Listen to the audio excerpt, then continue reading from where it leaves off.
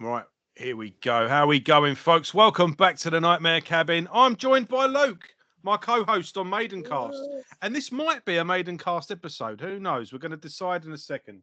But we are doing a retrospective tonight. And this is a retrospective that Luke's requested we do. This is a band that he's been banging the drum for years. Banging the drum, pun intended. Yeah, nice pun. And yeah, whenever me and Luke go to gigs or I end up in his car, at some point a song by this band will be played. And I've got a soft spot in my heart for the underrated band, the band that had a fair shot at it, but for whatever reason it didn't work out. And I'm always championing the underrated. And I'm always championing British bands. So, yeah, everything came together. And this is something Luke's wanted to do. So we'll be talking tonight about Dearly Beheaded. Now, I know what you're all thinking. Yeah. And I know you're not going to believe us, but to all the regular viewers of Nightmare Cabin and Maidencast over the years, have I ever lied to you? We were going to do this anyway. Yeah. But as we know, for a couple of months as well, wasn't it? We've been planning to do it. Yeah, and if I got my arse in gear, it would have already been out, and we could have been like really smug, but no. So, yeah, the stars have just aligned anyway, because as I say, I try to champion, well, I always champion British bands in particular, the underrated bands. You wanted to do Dearly Beheaded anyway, and then all of a sudden, Simon Dawson's now in Iron Maiden. Yeah. So, yeah, I swear, we were going to do Dearly Beheaded anyway. So, we are going to do a Dearly Beheaded retrospective now. But I do, so could this technically be Maidencast? But if it is Maidencast, we do then have to do Wolfsbane. Yeah, it's only fair. That's thing but also, I used to do a series called British Steel, where I would showcase a British band in particular. Well, not in particular. I used to do a British band, and this could fall under British Steel as well. So, yeah, ticks all the boxes. Because I forget who I did. I did One Dice. I did Madman is Absolute. Nadir. Stamping Ground. Can't remember who else if I've done anyone else, but that used to be a thing. I would do a British band that's broken up, and they Set in Silence. Hey? What? Not yet. But yeah, so I could resurrect British Steel and maybe start doing that again in the new year, because I think it's only fair to make this a Dearly Beheaded episode, and I don't want this to be I don't think the band deserve a bit better than Simon Dawson deserves to be Iron Maiden, and this track, listen to the drumming on this track. See, this is why he should be in the band. It shouldn't really be. Yeah, no, fair enough. So yeah, you ain't got to sell me. I fucking love this band. Always have done. So I think let's just press ahead anyway, and then whatever the title will be the outcome of the argument. So, right, shall we? Let's. Well, I suppose you're the man in the chair, really. You're the one that wanted to do this. So, how did you get into Dearly Beheaded, and what bands mean to you? Fucking hell. I think going back to the 90s, fucking hell. You're talking 30 years nearly. I think it was. I don't know if it was a cover mount CD or it was just in my, because I'd only been into metal like properly for a couple of years when the debut album came out. Yeah, you'd have been in your like in that phase where I was in where I was absorbing everything. Like, fuck, I was going up like Charlie, mate. It was, it was bands, give me bands. Obviously I'd had me feel a Maiden by that time. Not that I was born a Maiden, but it was like, right, I've gone back and all the Maiden, and I've gone all the way through and all the rest of it. It's like, right, now what? And it must have been a cover mount CD, as it was back in the 90s, wasn't it? I mean, how many bands did you find on Terrorizer or Metal Hammer or Kerrang? Oh yeah, the CDs, yeah. When Kerrang and Metal Hammer used to have a bit of fucking integrity, and put Metal Hammer came with a CD every month because Kerrang was weekly, Yeah. and Metal Hammer was monthly, but Yeah. Metal Hammer always came. Yeah, and with a CD. Terrorizer later on after that, they always had a CD as well, didn't they? Yeah. That catered for the more extreme. Yeah, Terrorizer. Well, I say it came later. I started buying it later, but Yeah. I suppose they more or less started around the same time. But yeah, But no, so I think it must have been on that, and of course it was really well produced. It had loads of melody. I mean, we're talking. I mean, in a darkened room, I didn't know about obviously the EP. We're talking about Temptation, the album, which is what caught me, and it sounded the bollocks, fucking heavy as fuck. Fair amount of melody, which it's got to have to attract me. If there's no melody, I tend to fucking tune out. But this had melody. You know, Alex Creamer had a pretty good singing voice, but when he went aggressive, he wasn't really aggressive. So it was still, you could still understand what he was saying. Yeah, he never went full death metal, did he? No, that's it. Yeah. And it was just a case of I latched onto him immediately because I think Machine Head were fresh in my mind.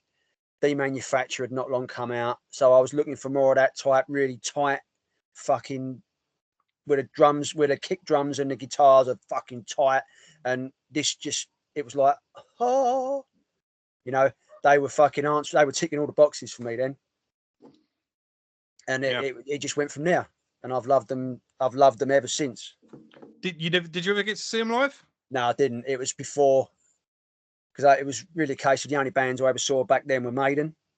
I think I made an exception for Sepultura, obviously at the infamous gig where Max and Igor had a fight on stage. You I was there. History, yeah. I was at Brixton, but so yeah, I didn't do many gigs back then. Not like now, I'm fucking gigging every week pretty much. But yeah, so I never had the chance to see him, unfortunately. Yeah, right. Well, before we go in, I'm having a old-fashioned cocktail by Isle of Wight Cocktails, sent to me by Helly and David, good friends of the channel, supporters on Buy Me a Coffee in the description. So thank you to David and Helly. And yeah, let's get this concoction, if I can open it. Should have opened it before you got on air, Joe. Well, I wanted to show the bottle off and put a shout out to the company. So you could have done that with an open bottle. They're a pretty cool business as well. Apparently, got a smoker going on. They got a bar, and then they've just started making their own cocktails and shipping them out. Oh, cool. But god damn, it's just spinning around. Here we go. I know what to do. I'm gonna do it old school. Okay. Ready? Yeah, I'm gonna say, cue a fucking. Look at that. So I was waiting for a collateral spray across the camera. It's been like 999. Here we go.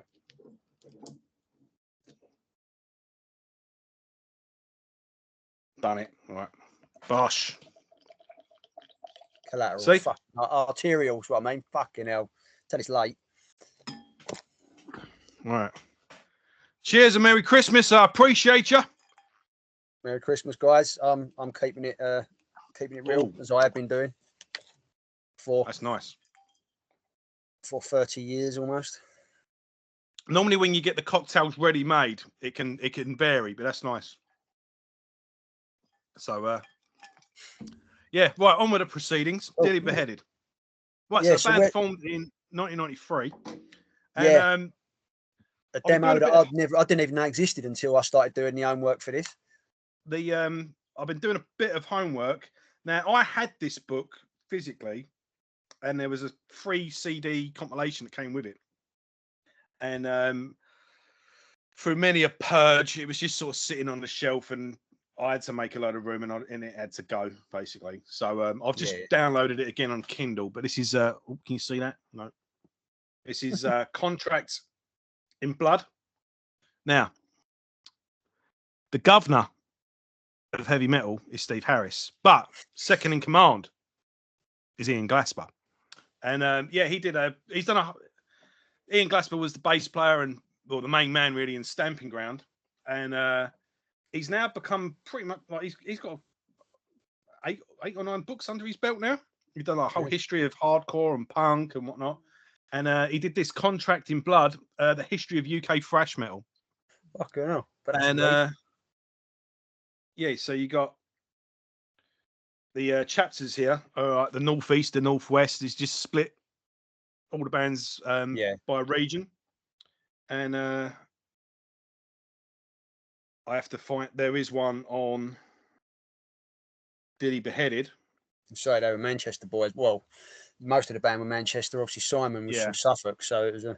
So I'll read a couple of bits of this here and there when it comes to it, but yeah, basically basing their early sound somewhere between Black Album, Metallica, and Black Sabbath, with strong hints of Pantera and Sepultura. Yeah. It set out about the scene in 1993. It was them and Kill to This were the two local bands apparently, although they didn't play gigs with Kill to This until they toured with them later on. And I was going to get Ian's input here. Where was it? Just no, in fact, this might come in handy actually. So Steve was friendly with a couple named Steve and Jackie Denton from Stockport who ran the Sepultura's fan club. Sepultura were due to play on The Word. Do you remember The Word? Yeah, fuck, I remember that episode, mate. Where all the fans were kept in a cage. And Steve Denton said, if you guys can get a T-shirt to me, I'll ask one of the band to wear it on TV. We managed to get a shirt sent over, and as good as his word, because Sepultura guitarist Andreas Kisser wore the shirt when they performed live on air, even though his hair obscured most of the logo. Oh, fucking typical. Anyway, we fired the demo off to labels and magazines, as bands do, and I recall we had a glowing review in Kerrang. I'm not 100% sure of the order in which these next events happened, but in some weeks, not months, after the Kerrang review, the magazine was running a competition in conjunction with MTV's Headbangers Ball and Radio 1's Rock Show to find the UK's best unsigned band. We didn't enter, as I recall. We thought it was a bit cheesy and cliched, but about the same time, Steve was backstage at a Sepultura gig in London as guests of the Dentons, and Max Cavalera told Steve, give your demo to that guy over there. That guy was Jeff Gillespie, who was the A&R man for East West Records. Soon after, Steve got a call from Jeff, who was very impressed with Dearly Beheaded and wanted to see us live. A gig at the local Stockport club was organised, to which Jeff turned up and enjoyed the set, and he told us we need a London gig. I then got a phone call at home from one of the guys from Kerrang asking if we would put our demo forward for the competition, as they were running, as I quote, head and shoulders above any other submitted tapes. We agreed, and in the following weeks, the Season of Lies was played on Radio 1, and we also arranged. I love stories like this, by the way. And it's great the way it all just. I just happened to end up. Max Cavalera just goes, give your demo to that guy there. Yeah, it's amazing. It's shit like that don't happen no more. And it arranged for. Yeah, imagine someone from Kerrang taking the initiative to go, no, mate, you need to be involved in this because this is going, Season's Last plays on Radio 1, and it was also arranged that 4 bands were to be picked to play live in London to a panel of record company execs, whilst Headbangers Ball filmed the event, and Dearly Beheaded was one of the 4. It was around this time we had a manager involved with us for the first time. Her name was Jill. I can't remember her surname, as she was someone that Alex had known when he lived in London years previously. She took us under her wing and looked after us. I don't know how long I played to read this out for, but they went, they played London, played the Rainbow Theatre, and I think this is when the EP, right? So we wanted to record an EP for East West. We then played the Kerrang MTV Showcase gig on the soundstage in a huge rehearsal complex in London, where we had to keep quiet about the East West offer. The only other band I remember from that day was Apes, Pigs, and Spacemen. Fucking, I remember them. Who went on to sign with MFN. That's Music for Nations, isn't it? Nations, MFN. From their performance. We played our set and were interviewed by MTV. And if by any chance anyone from the band's watching this, by the way, I hope you kept all this on video. Yeah. We played our set and was interviewed by MTV, and when all 4 acts performed, Jill announced that we would be signing to East West. featuring 4 tracks, the aforementioned Veracely Heavy, Break My Bones, which they would record for the debut LP, and the Chugging Measure. Well, I think this is the demo because they did do a demo before the EP. They did a demo in '93. Yeah, We Are Unwilling. Yeah, which I'd never heard, never fucking seen anywhere. So, season of the thing. And right, I think this is when they recorded the EP. Right. Apparently, the desk beat. Yeah, so Simon Effermy at the helm during April 1995. No, that can't be right because that's In the Darkened Room came out in 1993. Oh, this is a single. The night came out in 1996. That sounds about right, doesn't it? Yeah. Yeah, I think this is the single. I don't know. Right, apparently the desk being used was the same console that Pink Floyd used during Dark Side of the Moon. We spent a week in the rehearsal studio. Oh, yeah, this is good. Right, in the residential studio, recording 4 songs that would make the EP. The photograph used on the front cover was a picture of the live room before it was converted into a studio. East West had apparently already chosen the different photograph they had. I think the dates must be muddled up somewhere because this said 95, but this is got to be in the East West Darkened Room. 93. Yeah. A different photograph they had wanted us to use, which depicted a severed head in a jar and something we all thought was wrong for the band. Coincidentally, this is awesome, right? I spent an evening with Diamond Vinny from Pantera at Battery as they were mixing some live tracks that would later appear on the B-side of their Planet Caravan single. Dime sent me to the shop for a jar of pickled onions. He ate most of the onions and then necked the vinegar in one go. Then we went to the underworld together, and I don't remember much after that. Fucking hell. Imagine being in the underworld that night and you could fucking just glance over and it's dime bag. I mean, is that underworld from the? It must be. It's the underworld. Yeah. And I suppose that leads us into the first EP then. So yeah, because what I'm reading, the tape in a darkened room. The Weedy Unwilling. That's a pretty cool photo. Yeah, we got Weedy Unwilling before that. I think the that would have just been a tape that you're doing the rounds. You'd have got it on their merch stand if you were lucky. East West dropped them. Yeah. And is that Simon on that recording? No, I didn't think it was because I was listening to it earlier. Because apparently I think it was Music for Nations insisted they dropped the drummer. Yes, that's right. Yeah. And what do I always say? Because if you listen to In a Darkened Room, it's raw as fuck, and it really doesn't give you any idea of what's to come. I was listening to it just now actually, and it's not. I ain't being funny. If I'd have heard that first, I wouldn't be in love with the band. I would say though, I would say if the band reformed today, I would tell them to include In a Darkened Room and Break My Bones in the set. They are good songs. Well, Break My Bones was, and like say, got re-recorded. Oh, Break My Bones was re-recorded anyway, wasn't it? Yeah. But In a Darkened Room's a good song. But it's raw as fuck, and the drumming on it is pretty rudimentary. And what do I always say to you about drummers? And when bands get a better drummer, all of a sudden the songwriters are fucking their options go. And it's clear that Simon, when he joined the band, the guitarists were like, "Fucking hell, we've got a boy who can play." Yeah, and he can write accordingly. No. The difference. A drummer's the difference between Scott Travers and Dave Holland. Yeah, Louis Clementi and fucking Gene Ogden. Yeah, Testament. You know what I mean? It's unreal.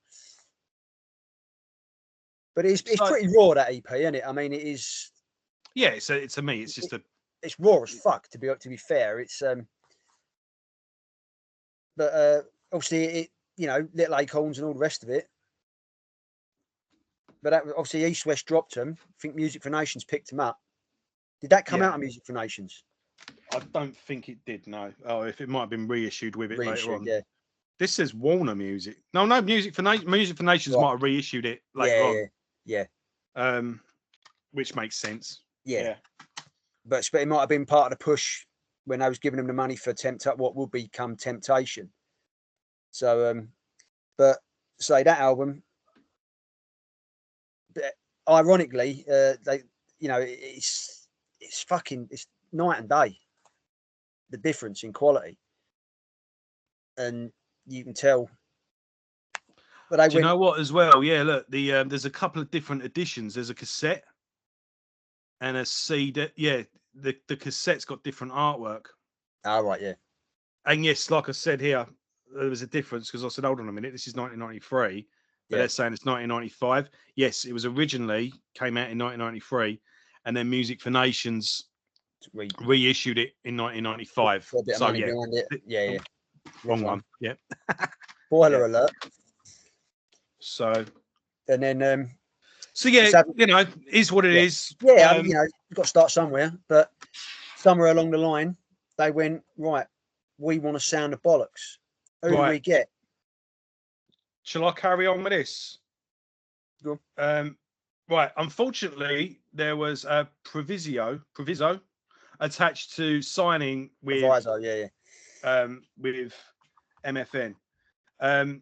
The label wasn't overly impressed with Bob's drumming and insisted the band replace him, which they did, drafting in our boy Simon Dawson from Near Death Experience. Heard of them? Name rings a bell, but who would later change their name to 1 Minute Silence. That's it. Yeah. Music for Nation also suggested that Dearly Beheaded needed a stronger management behind them, so there's a bit of bollocks about that. Don't care about that. And then they entered Nottingham Square Studios with.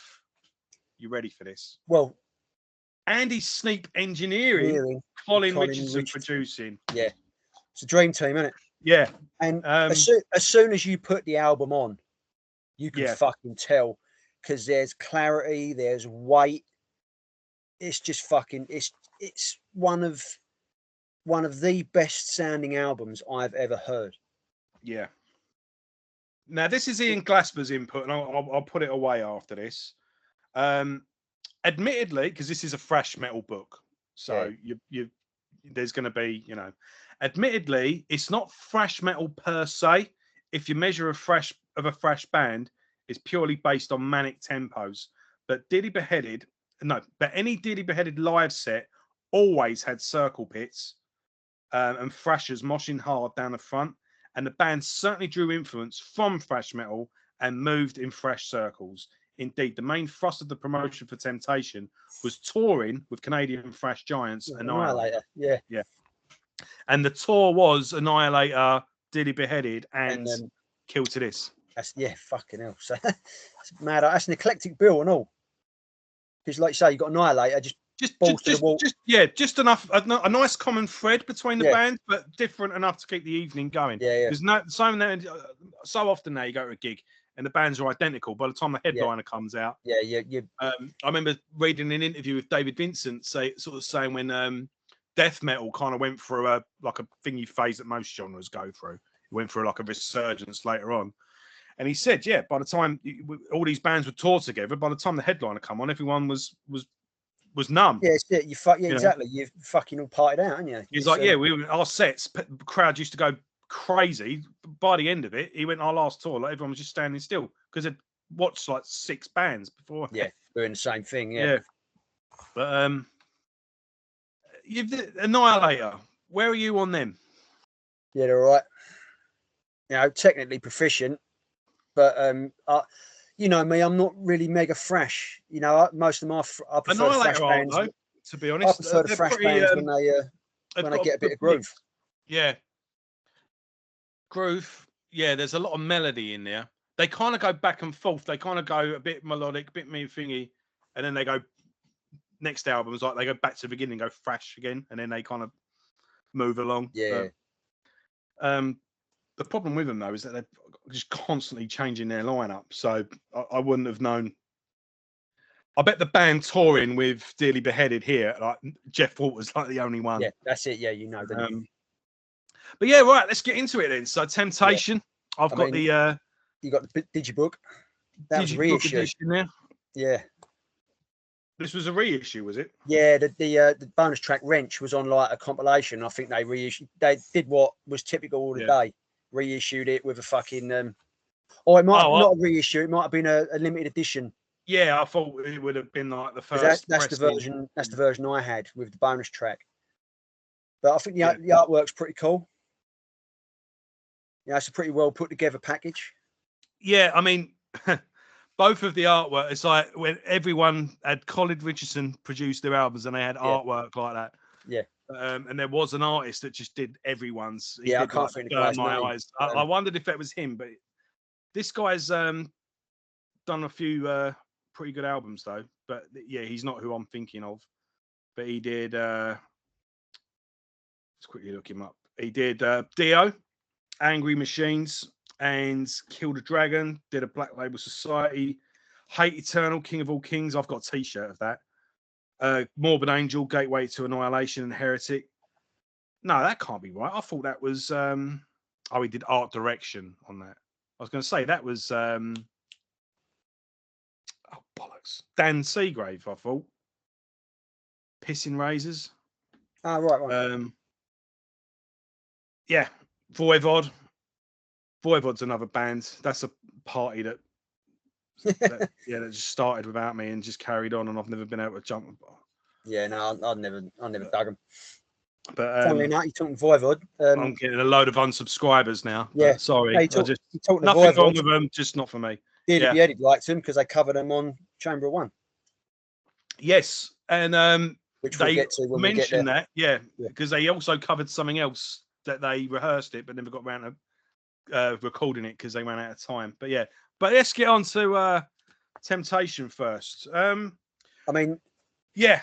Are we going to do this album by album or track by track? Well, yeah, we'll do it. You know, we'll just give it a broad thingy. But you know, Behind the Sun, first thing that hits you, it sounds like Fear Factory. Yeah. You know, really tight kick drums with the guitars. Right, yeah. You know, it's like I said before, it sounds fucking amazing, as you would expect with Richardson and Sneap. You know, I mean, that is the fucking We're Not Worthy. And this was the sound of the 90s as well. It was, you know, but you know, it sounded immense. And when the song, you got the thing that kicks, but when the song kicks in and you have that bass breakdown, at the time I had a sound system. I had one of them fucking all singing, all dancing stereo systems with a mini disc player on it, and it had immense bass. And I shit you not, when that bass boom hit, it shook my house. It was at such a frequency that if your system could support it, it was literally a boom, like, and you could fucking feel it. And then when the riff come in, it was savage, fucking heavy as fuck, but still melodic. Yeah.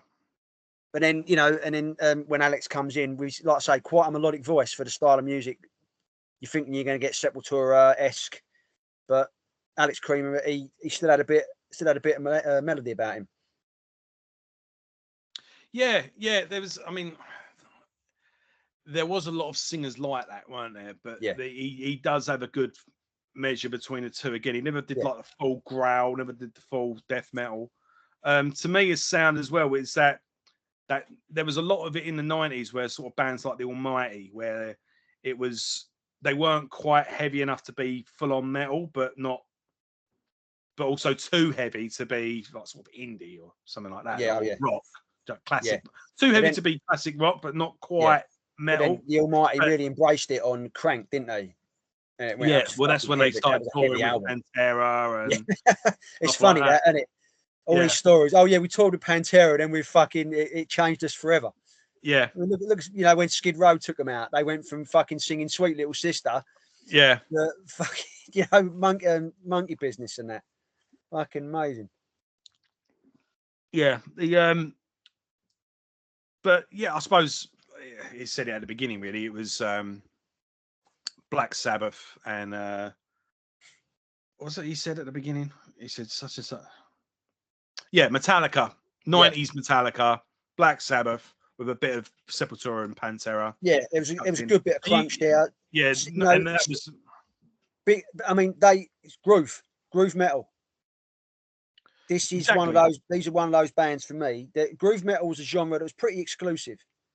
Well, the thing with groove as well is that it's retrospective. No one ever get called groove metal at the time. It was always back. Yeah, but like I say, it's that. I'd like to do a show just on groove metal, because it's only a select number of bands there, and they're all different enough to not sound the same, but there was a definite undercurrent of, you know, the Texan boys cutting through, you know. Yeah, But exactly. these guys, like I say, they wore their influences on their sleeve. They weren't afraid of it, and why the fuck would you be? Especially at that point in time. And where I'm describing it, it's not detrimental at all, because they do their own thing with it. I'm just explaining the ingredients. Yeah. I'm not like saying, it's just a rip-off or anything like that. But a standout track for me is Witness. Oh, it's a brilliant song. That chorus just sticks in your head for ages, doesn't it? Yeah. Yeah, and I like that you got, actually, funnily enough, that come up on my my studio playlist today when I go in. I practice on a Saturday morning playing drums, and Witness came on, and I actually played it, and it's got a brilliant, that nice little breakdown where the guitar's just chugging along and the cymbals just, and Alex is whispering over it, and then it kicks in again heavier. Such a good use of dynamism, good use of dynamics there. They understood it. It weren't just fucking buzz. It had many fucking levels, you know, and it's a mark of good songwriters, man.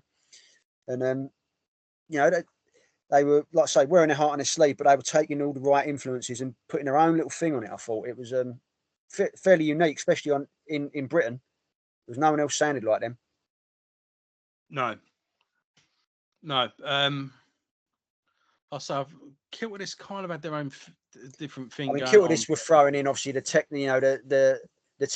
That first Kilterdis album, though, was Another Cross the Bear. It was quite straightforward, yeah. But I think they realised that if they couldn't keep that went going, on the Fear Factory route, and then when they did Deviate, that's when they put the fucking more samples and electronic stuff in. Yeah. And that album's a fucking masterpiece, that album. Mm. But no, these guys, like I say, on this standout track for me, and that's the one I've been poring over all the fucking Maiden forums when people have been going, well, fucking Simon's a shit drummer, isn't he? Oh, yeah, he ain't no good. We Are Your Family. Mm-hmm. Yeah. That boy's got chops for fucking days. And I even played that to my missus. And, you know, Kerry loves her metal. She's into more extreme shit than I am. But when she listened to that track, she's like, fucking hell, the drumming's a bit full on, isn't it? And Simon Dawson is a savage. Let's not fuck about. That's why Music for Nations said, like, you need to get this geezer in. Because and again, the whole you know, Iron Maiden, I don't think Dearly Beheaded or British Lion, him drumming in those things aren't going to be an indicator. No, of course it ain't. But it's doing Maiden, because the song structures, totally different. And but this is just to say, I use this song just to say that if you think the boy ain't got chops, the boy can play, and he can play hard. You know, he's got the skills there. Just because he don't fucking. But what Simon, British Lion, he plays to the song. Yeah, and that is the mark of a fucking excellent drummer. Not overplaying. Yeah, he's not here. Play what the song requires. And in Dearly Beheaded, he played what the songs required. They were extreme metal. They needed a fucking balls to the wall fucking backbeat behind them. But in British Lion, it don't require that. And when he comes to play the Maiden stuff, he's not going to try and copy what Nico did. He's going to play the parts, but he's going to put his own little thing on them, and it's going to be interesting to see. Yeah, I mean, look, the people that are, shouting the loudest. Look, Steve Harris isn't a fucking idiot, and if Steve Harris has made a lapse of, like, if it's not just Steve Harris that he's had to impress, Rod Smallwood would have had a say, and the rest of the band would have had a say as well. So it's not Steve Harris. Steve Harris makes the final. He's the one that puts the hammer on the table and goes, right, done.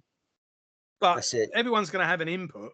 Yeah. And you going on a forum and going, oh, he's shit. It's like you're kind of you're saying the rest of the band don't even got a clue what they're talking about. Yeah, like that's it, isn't it? You know better than the band.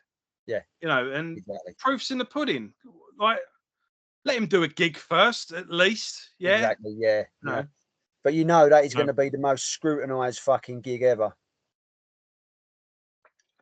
I think, yeah, it's going to be the more scrutinized than Derek Green, Oh, big Sepultura. time. Yeah. It's, no one has been under the microscope more than I think Derek Green. Yeah, no, that poor bastard. Yeah, but no, I think overall, this is a real solid album. I think yeah, it's aged well. It's obvious. It is of its time. When I say it's aged well, but it's a good relic of that time. Oh yeah, I mean, there's some fucking great songs, and say, like I say, the song Between Night and Day shows a different side to the band because there's quite that melodic riff. You know, and it brings about, shows a more mellow, it's not mellow, but a lighter side, so they can play with melody. Yeah, it gives a hint of what might have been if the band did carry on. Yeah, with this particular from this chapter, it basically just says they shot through it, got as far as they could, and then carpet was just pulled out. Yeah, and then obviously you threw out. You got a bonus track on that one. You had like Wrench. That's quite heavy. That's pretty straightforward and fucking. But the old backing vocalist is. Tell me about Wrench. So Wrench was. It was a bonus track on like some compilation. It was never intended to be, because it's track 11. That's why it was a bonus track. Who does 11 songs? You know, it's 1 to 10. So obviously they put it on for this special edition, but it come out on a Metallurgy compilation or something. But it's a really good track. It's if you want it just straightforward and fucking heavy, Wrench is your song. Yeah, I'm just going. And I think it shows the truer indication of what was to come than anything else on the album. Yeah, the after this, then Chamber of One is quite a departure. I suppose it's the natural evolution, but they really put their influences on their sleeve for the second album. Yeah, the guitarist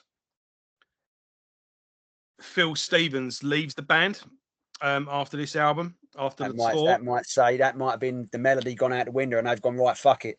Yeah, and Darren Howe, I think that's how you pronounce his name, replaced him for Chamber of One. So Chamber of One was released the next year, 1997. Yeah, they didn't fuck about, did they? And at that stage, they don't, do they? And it was the same. Our man Dave McKean did the artwork. That's what I was talking about earlier. Burn My Eyes, etc. Colin Richardson again, but no Andy Sneap this time. No, just Colin. So yeah, this is the true 90s represent. Yeah, it is, yeah. And they straight out the gate, mate, A Thankless Task. You know you're listening to a different. Yeah, it screams 90s, doesn't it? That. But yeah, there's the back there and artwork.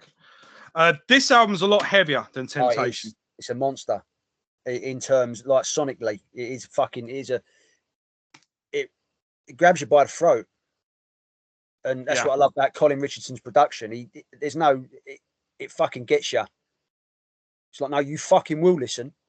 You know, it's like, you're going to listen to this, and that's what you want if you're a metal band in that style. What's the point of it, like, just limping out the speakers? Like, boom, you know, and you're there. Yeah, those, and the drums in particular, and that. Oh, fucking hell! The whole track is. The whole track is double kick. You know, and I mean, obviously the breakdown. Mate, Simon Dawson as well, drumming in Iron Maiden. Look, if Charlie Benanti can't do it, get him in Pantera, because he's there. There's some Vinnie Paul isms. There is, big time, especially in the feet work. Oh yeah, and, no. I mean, he's got to play. I mean, how long's A Thankless Task? What, 4.5 minutes? Let's quickly look it up. 5 minutes. Task. 4 minutes. Yeah, 4 minutes. That's constant. Like I say, aside from about 20-30 seconds, that's constant double kick. The fucking stamina you got to have. It ain't lightning fast, but it's just constant. Yeah, but I think the fact that it's not lightning fast actually makes it harder. Yeah, if you know what I mean. You've got to. It's like, it's weird because I'm going to compare it to fucking Phil Rudd of AC/DC. You think it's easy, because it's one tempo. You fucking do it. The level of concentration, you've got to be locked in. You've got to be in the zone to be able to keep that beat going whilst doing different stuff. and not speeding up, not slowing down. That is Simon Dawson. He knows what he's fucking doing, mate.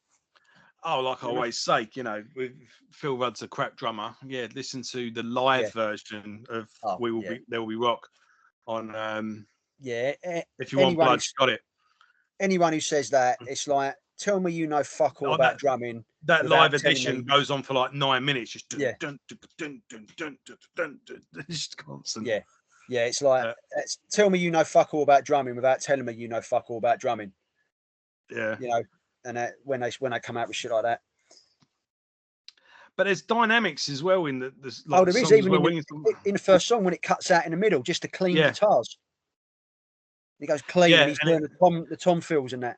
Yeah, and it's not, you know, when you said about melody earlier, there's melody in this, but it's like little bits pockets, in the song. But all it does, rather than being melodic, you think, oh, nice bit. No, it builds the atmosphere. It's foreboding, isn't it? Yeah, it's foreboding because when this kicks in, it's like, because you get the clean bit with the tom going around the toms, and he brings in a little sort of melody underneath, and then it kicks in, and it's like then it proper fucking, you know, you can imagine the mosh pit just going. There was one I stuck at me earlier, and I was remember like, take a note of that one. I can't remember if it was Giving Up the Lies or Faceless. Faceless, when it comes in on a guitar slide. It was the chorus that got me, but yeah. Oh, fucking hell. Where you're faceless, where he's proper fucking, you're faceless. Yeah. Really fucking, you can really hear him getting it up from the fucking belly. And that is a fucking savage tune. That's one of them songs that you're like, I like Faceless, and Moment of Clarity I love as well. The second track, yeah. Yeah, that is a fucking banger. Absolute banger. Is that a that nice breakdown? No, that's later on. My Clarity one. I can't remember. I've listened to everything back to back for the last couple of days of the playlist. It's all just blended in each other. Does it start off with it starts off quite like sort of the fucking riff's gone from the fucking head. And it's got like a nice little at the end of it. I can't even fucking. That doesn't matter. But yeah, listen to it. I fucking know the song inside out. If I could play it on drums like today now, fucking unreal. I always do it anyway. I'll describe the song and I end up just singing this riff, and the people watching us just thinking, "What the fuck? How am I meant to know what this is sounding like?" But yeah.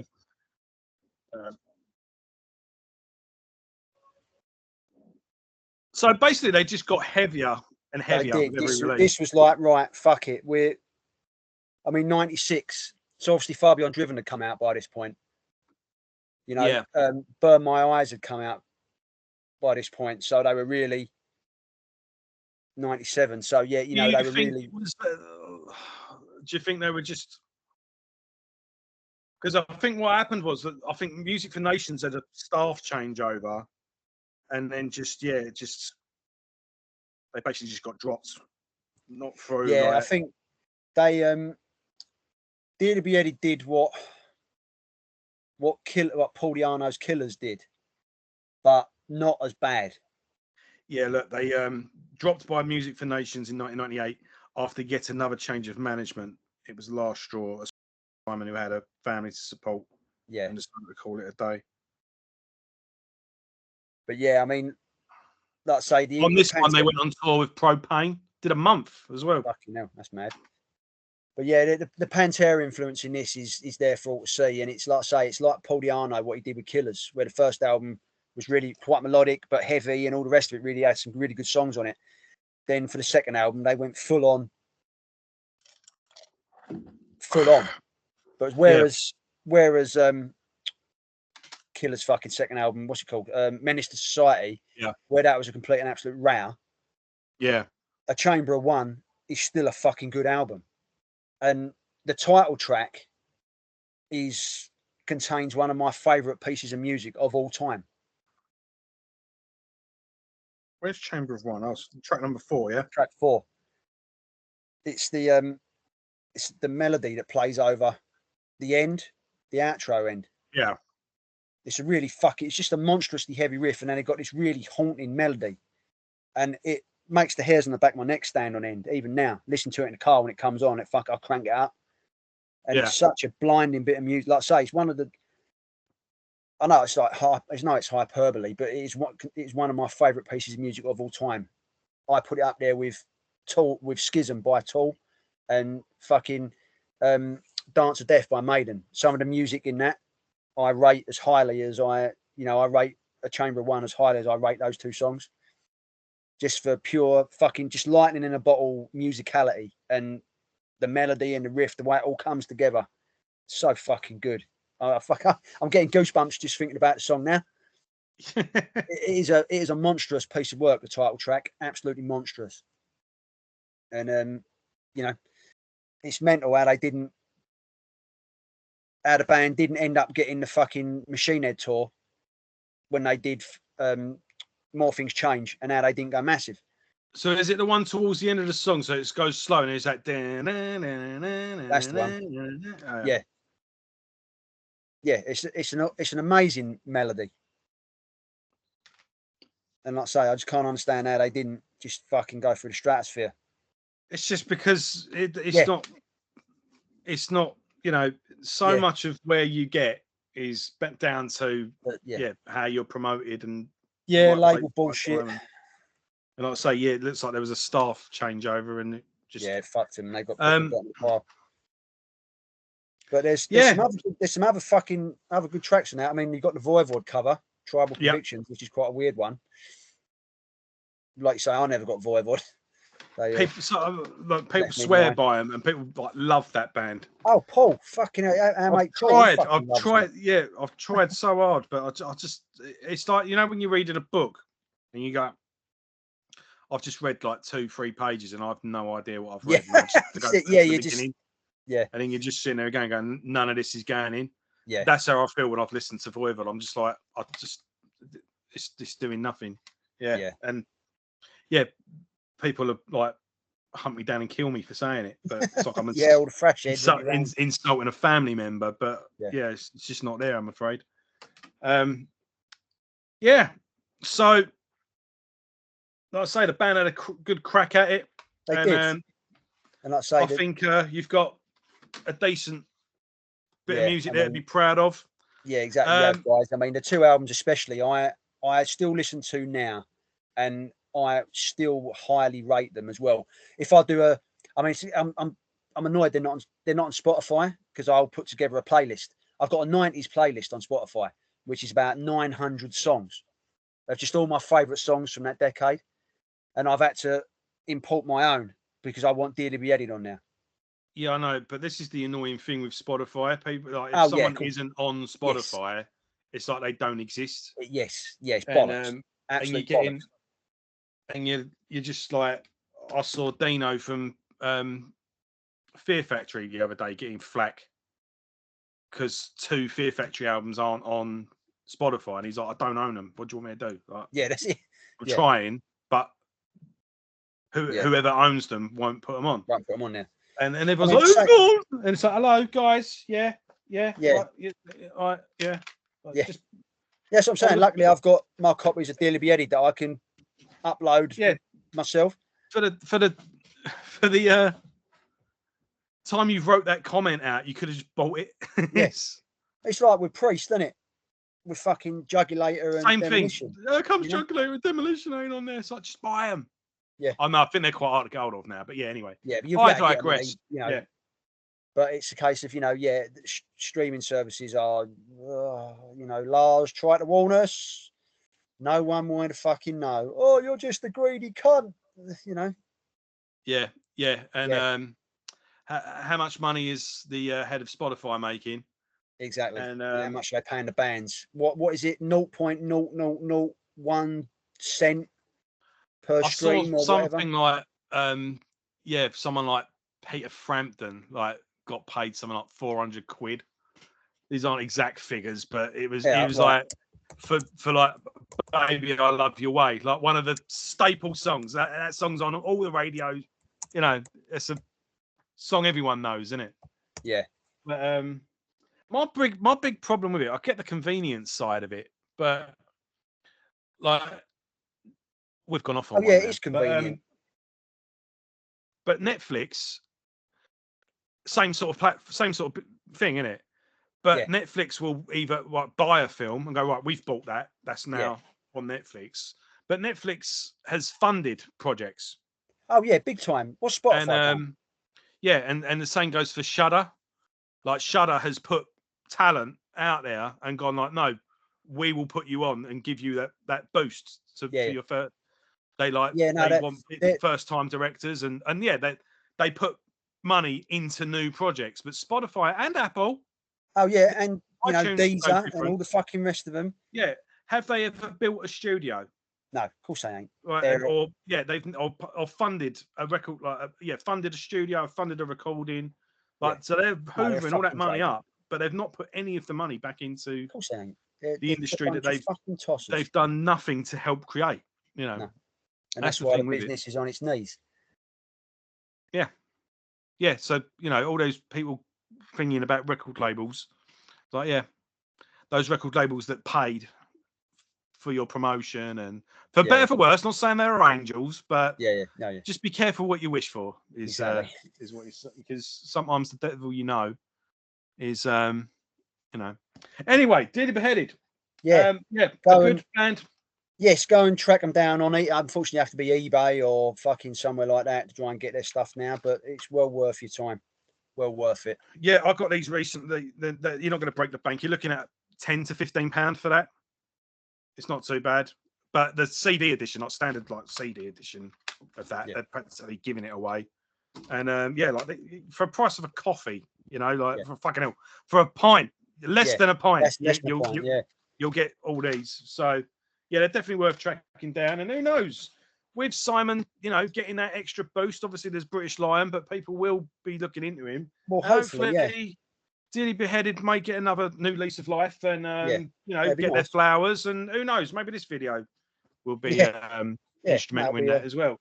And by any chance, please, if you know anyone, if you do see this, please pass this on to one of the members of Dearly Beheaded, and get in touch. I'd love to. Well, I know Luke would definitely love to. Fucking hell, for a chat. I'll say 30 years. But I'm just looking through now. So Alex Creamer, the singer's now in a band called The Construct, and obviously Simon is he's doing all right. Simon, and but the other guys don't seem to be up to much. The guitarist, but the bass player Tim Preston is the guitarist and vocalist, so the front man of Damnation's Hammer. Cool. And apparently, if you're into like Candlemass and stuff like that, Celtic Frost, Candlemass, and they got pretty 1, 2. I'm just looking on their thing here. 3 albums and a live album under their belt.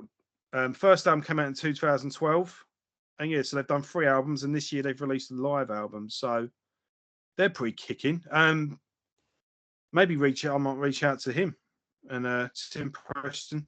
Yeah, why not? I'll check these albums out and do an all-round interview, maybe. Yeah, he's up. But all right, cool. I think that's about it. Anything to finish with?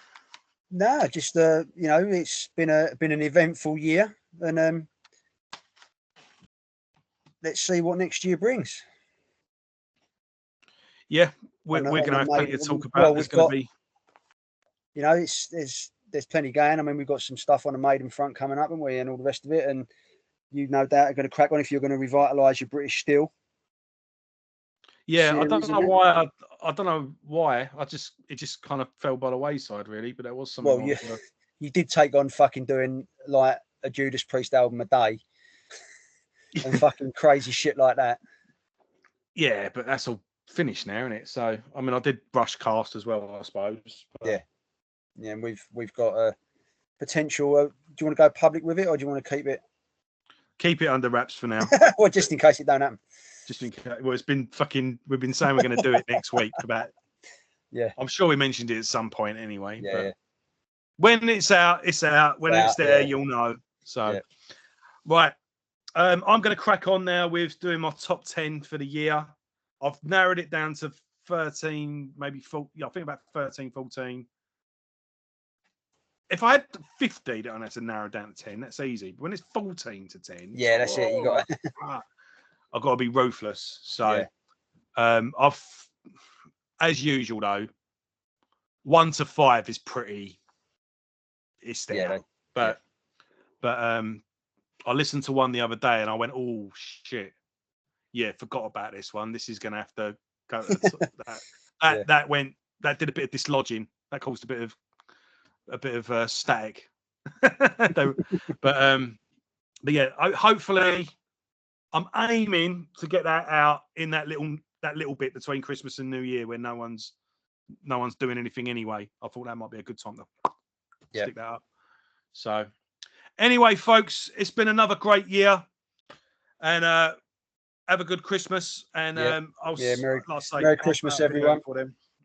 And we'll be back next year with a bit of Maiden cast and another little cast as well. We'll keep that under your hat. And thanks a lot, everyone. And we'll see you all soon. Laters.